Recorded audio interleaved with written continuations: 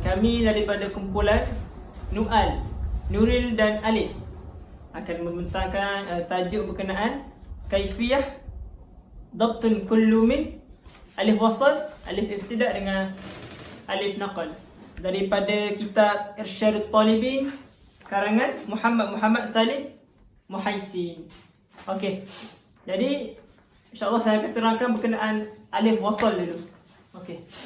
Jadi alif wasal ni dia terbahagi kepada, dia ada dua pembahagian. Yang pertama, cara tulis benda tu, bentuk dia, bentuk alif wasal tu macam mana. Yang kedua adalah tempat dia letak macam mana. Okey. Kita pergi yang pertama dulu. Yang pertama adalah hai'ah. Hai'ah tu bentuk ah.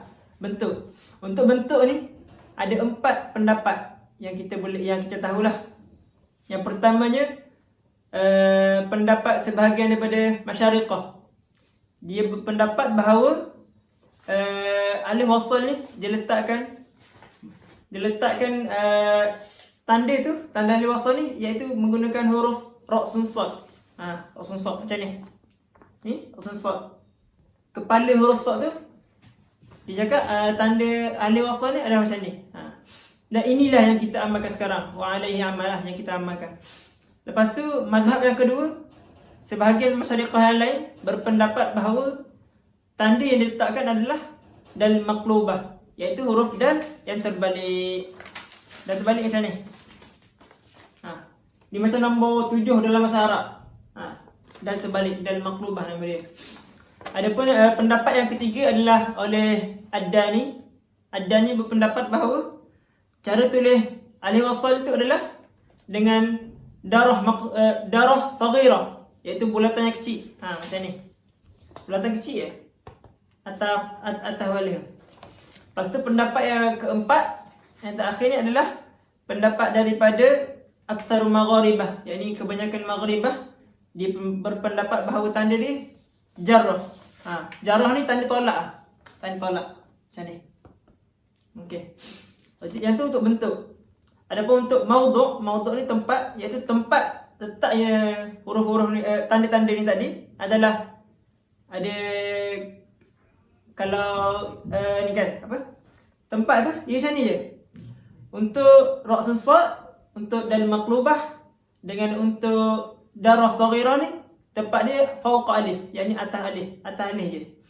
Adapun untuk jarrah ni dia terbagi kepada 3. Okey. Jarrah yang ketiga. Yang pertama apa dia? Jika sebelumnya huruf fathah, maka dia akan letakkan atas alif, tanda jarrah tu. Jika huruf sebelumnya adalah huruf maksurah, maka diletakkan di bawah alif, tanda jarrah tu. Jika hurufnya adalah huruf madmumah, maka tanda tu diletakkan di tengah-tengah alif.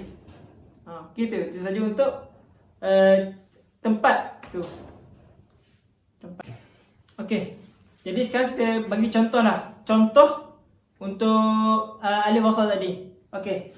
Contohnya perkataan istikbaran. Depan dia ni adalah alif wasal. Kalau yang kita amal sekarang ni macam tadi, adalah sebut adalah ra' sun sad. Yang atas ni ra' sun sad. Kini kalau ikut pendapat yang 3 tadi, ra' sun sad ni kalau ikut ba'du masyariqah yang pertama, ra' sun sad. Ba'du masyariqah yang selainnya adalah menggunakan dal maqlubah. Kini ra' sun sad ni dia akan ganti je dengan dal maqlubah, dal yang terbalik tadi.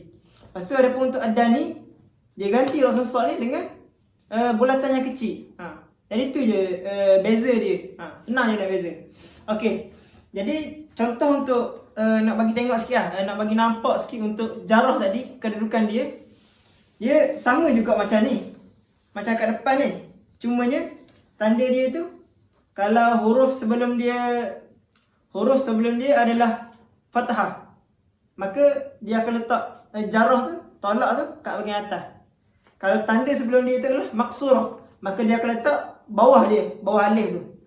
Lepas tu kalau untuk madmumah, dia akan letak kat tengah-tengah. Jadi itu je, mudah insya-Allah. Okey, jadi kita teruskan, iaitu sambung sikit berkaitan dengan alif wasal tadi. Yang mana waqala ba'dul ulama, sebagian ulama kata tidak perlu letakkan tanda alif wasal ni kecuali pada satu perkara, iaitu Yang mana perkataan tu kita boleh wakaf dan boleh iftidakkannya. Waqfu wal iftidak. Contohnya perkataan ad-din. Ayat ni contohnya dalam Quran, inna ad-din indallahi al-Islam. Jadi perkataan ad-din tu kita boleh wakaf situ dan boleh iftidak situ. Jadi ulama kata perlu letak tanda alif wasl atas alif dekat ad-din tu. Dan kecuali pada keadaan juga tak perlu letak, iaitu perkataan tallah dan billah. Tallah dan billah tak perlu letakkan tanda alif wasl atas dia. Gitu. Okey, beres? Faham? Jadi itu untuk alif wasl. Seterusnya saya nak terangkan berkenaan dengan alif iftidak. Okey, alif iftidak ni, okey, tanda dia ada dua. Yang pertama iaitu ra'sun sad.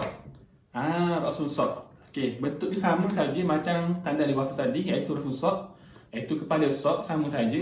Dan kedudukan pun sama saja dengan alif wasl tadi, iaitu sentiasa duduk di atas alif, fauqa alif. Tu kena ra'sun sad. Tanda pertama untuk alif iftidak. Okey. Yang kedua ialah tanda naqah khadra.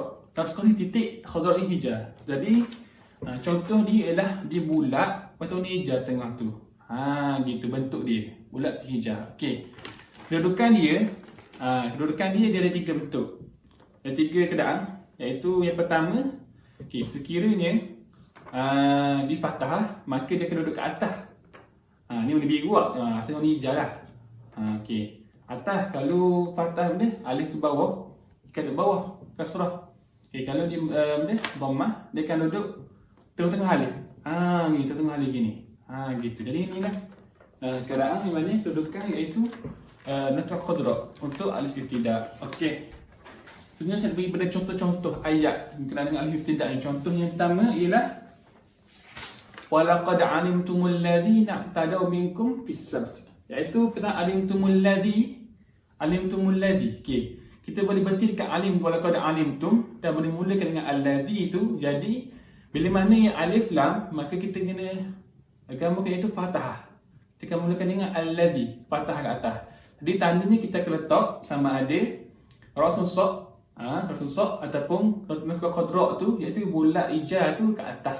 Sebab dia fathah. Okey, faham tak?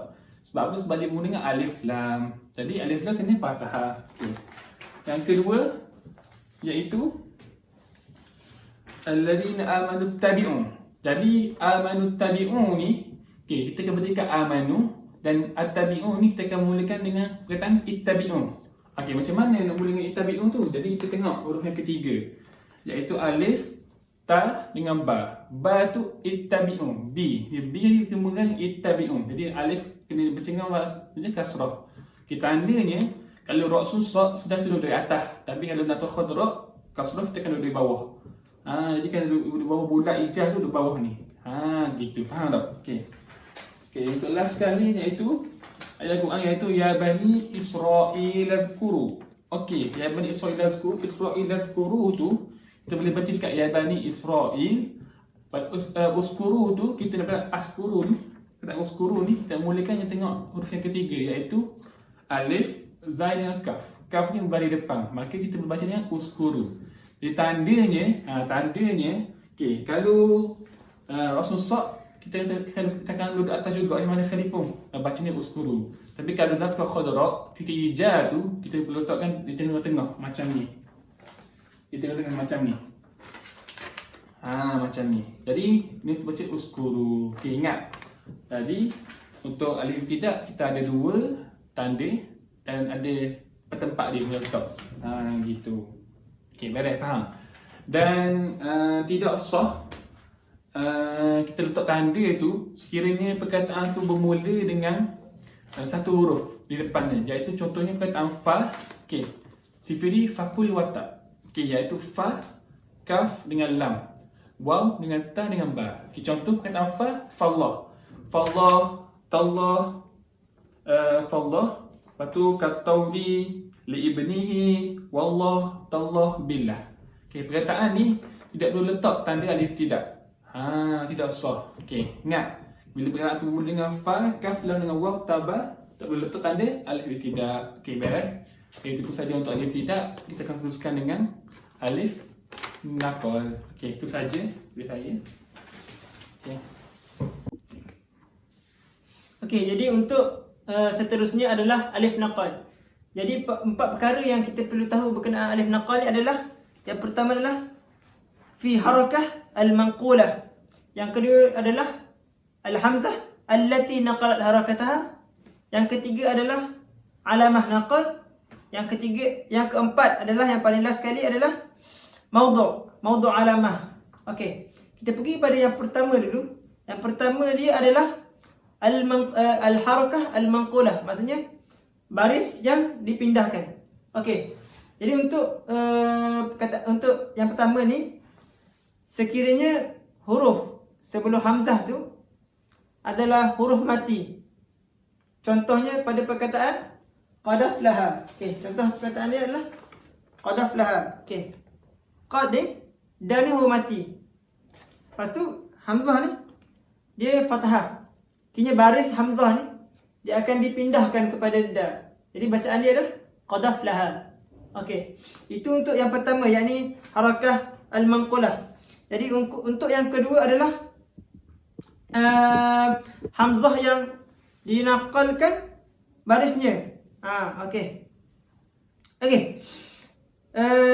Yang pertama tadi ada anak tertinggal, sorry. Yang pertama tadi ada satu lagi, sekiranya huruf dia adalah berbaris, wa in kana tanwin. Okey. Sekiranya huruf sebelum hamzah tu berbaris, maka cara baca dia adalah naqal, tapi penulisan dia dalam Al-Quran tu macam biasa, tak ada benda beza.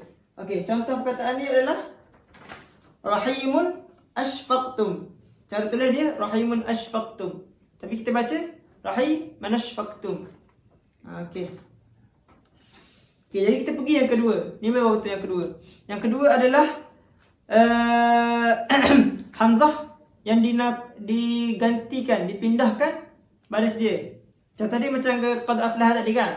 Hamzah tu awal dia, asas dia ada baris kan, baris fathah. Okey. Tapi disebabkan dia naqal jadi dia kena pindah baris dia tu kepada orang sebelum dia tu, kepada huruf mati sebelum dia. Itulah yang kedua. Lepas tu yang ketiga adalah alamah naqal. Okey, untuk alamah naqal ni dia ada dua juga, macam terbahagi kepada dua. Yang pertama adalah untuk munfasil, yang pada satu perkataan. Untuk dua perkataan, dua perkataan. Untuk munfasil ni tanda dia senang je, jarrah, tanda tolak dia tu, jarrah. Itu tanda untuk munfasil. Adapun untuk muttasil dan untuk untuk muttasil, maksudnya bersambung hamzah tu, dan untuk hamzah yang bersambung dengan lam ta'rif, jadi tanda dia adalah tak ada. Tak ada tanda.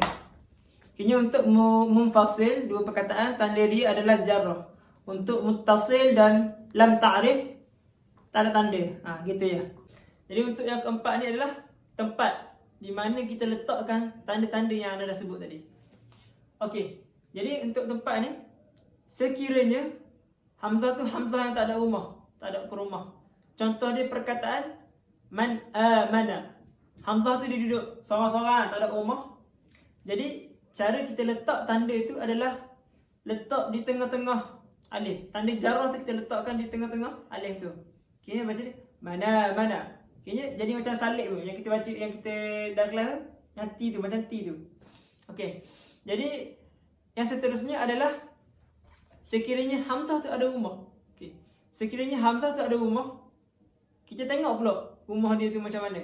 Sekiranya rumah dia tu adalah fathah, maka hamzah tu kita akan letak atas. Tanda tu kita akan letak atas hamzah. Sekiranya maksurah, maka kita akan letak bawah. Sekiranya makmumah, maka kita akan letakkan di tengah-tengah. Jadi itu saja untuk alif naqal. Alhamdulillah sudah selesai kita kami bentangkan berkenaan dengan tanda cara penulisan, iaitu untuk alif wasal, alif tidak, alif naqal. Jadi kami mengucapkan terima kasih banyak-banyak kepada semua kerana sudi itu jenguklah kita punya channel ni. Okay, sama-sama kita sebarkan lepas ni apa yang perlu disebarkan. Kerana ilmu bermanfaat tu kalau disebarkan maka pahala akan mengalir. Jadi terima kasih banyak-banyak kepada semua. Jangan lupa subscribe channel ini. Terima kasih kerana sokong channel kami dan saya Ahmad Nur Anwar dan kawan besar saya Alif Aimullah. Terima kasih banyak-banyak kepada semua. Jadi sahaja untuk hari ini. Sekian, terima kasih. Jadi sebagai tambahan untuk mudahkan anda semua faham, jadi kami stiker nota di bawah atau boleh tengok dan boleh ambil gambar apa semua dah. Boleh nak study apa semua. Jadi terima kasih semua. Bye.